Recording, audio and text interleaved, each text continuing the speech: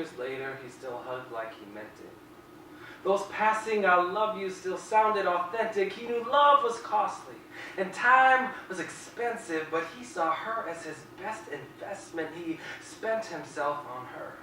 You see, love that costs you nothing is cheap, and you get what you pay for. So he poured into her and stored up treasures in heaven. He treated his marriage like the parable of the talents. Said, "God, you gave me 10 talents and this dime of a wife, and at the end of my life I will present you 10 more." How she mourned that morning he did not wake up next to her.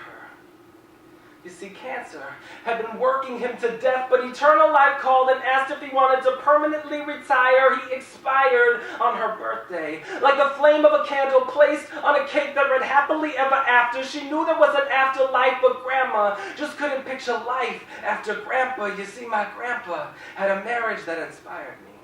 It served as a divine reminder that the path to greatness is paved with service, and the greatest sermons are the words from pulpits, but the lives of servants. Under the surface of his service to my grandma, his queen, was the heart of a sower sowing seeds, believing the love he sowed would be the love he'd reap, yet he'd keep giving if he never received the promise or perceived the harvest, or at least not in this lifetime. A few days prior to dying, I gazed into the vacant eyes of a man whose eyes once taught me what it looked like to look at your wife the way Christ looks at his bride. I cried. And as I said my goodbyes, knowing this would be the last time I would ever look at my grandpa alive, a timely reminder came to mind that time is precious, and so is my wife. So am I spending it on her wisely? Will I be that half-deaf, half-blind, 85-year-old guy walking down the street with my wifey's hand in mine? No teeth, no words that need to be spoken, because my whole life will be the token of my unbroken commitment to her. Those 3 little words, "I love you," can be so cheap. Do I live like I mean it?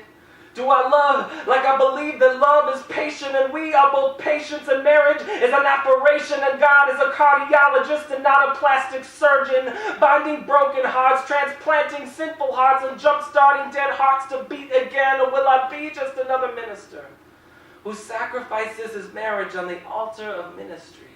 Will my ministry mean more to me than my family, even though I guarantee it does not mean more to God? My wife is the blood-bought daughter he lent to me to see if I would build my master's investment or bury it. It's scary that failure to love your wife well in every season may be the very reason God sends you to hell.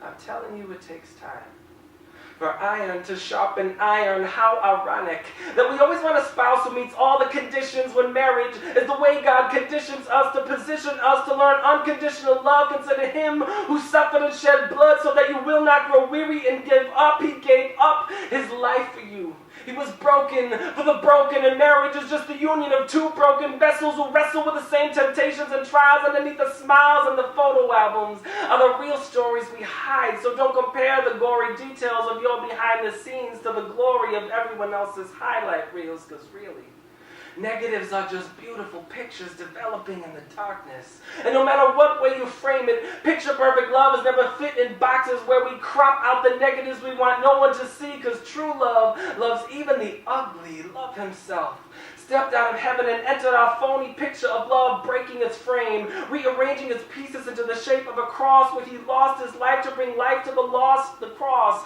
is a picture of what real love looks like, both extremely costly and freely given. This vision of his death and resurrection is a lesson for our marriage, that even when it looks like every hope is dashed, God can take even the deepest lashes and still bring up beauty out of ashes. The fact is, marriage tells a story so much bigger than itself. It tells the story of a God who saw us in sin and still loved like he meant it. Shed his blood to show us it was authentic. He knew love was costly and time was expensive, but he saw us as his best investment. He sent himself for us. He knew love that cost you nothing is cheap, and you get what you pay for. So he poured out his life unto death to make us his treasures in heaven and forgive us 7 times 77. So even if my marriage falls 7 times, I will cry out to God and get back up again, because a husband, wife, and Christ in one accord is the cord of 3 strands that is not easily broken. I'm hoping to love my wife the way my grandpa loved my grandma, To be the kind of man who loves his bride the way Christ loves his church. It takes work, but it will be worth it to hear my master say, well done, good and faithful servant, because my God has given me 10 talents and my dime of a wife, and at the end of my life I will present him 10 more.